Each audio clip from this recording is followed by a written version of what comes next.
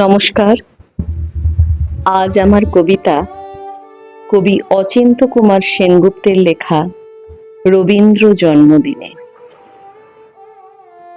25শে বৈশাখ ছেড়ে যদি হতো 25শে অঘ্রাণ, তাহলে হতে কি তুমি মসিজীবী মলিন কেরানি?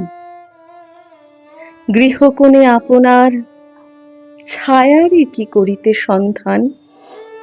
দুখানি রুটির তরে টানিতে কি রুটিনের খানি? ডালহৌসি স্কোয়ার ধরে করিতে কি নিত্য পরিক্রমা? কিংবা কোনো মফস্বলে মুন্সিফিতে হতো পরিণতি?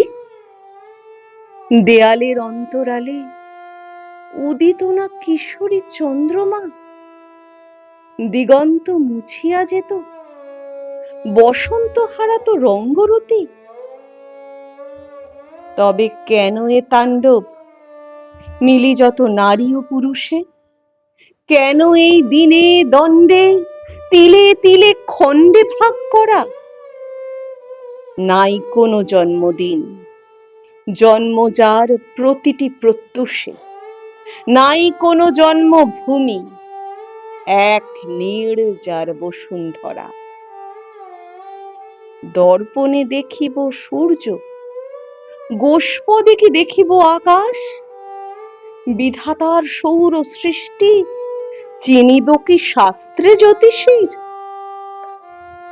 আয়ু কি মাপিব বসে ফেলি ধীরে অলস নিঃশ্বাস?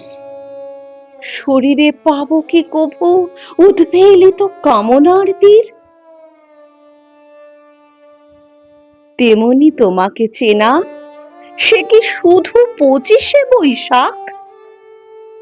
তোমারই নিকটে পাওয়া সে কি শুধু শান্তিনিকেতনে?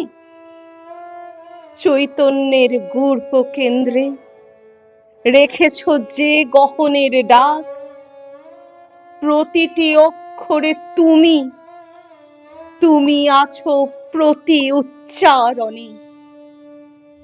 ধন্যবাদ।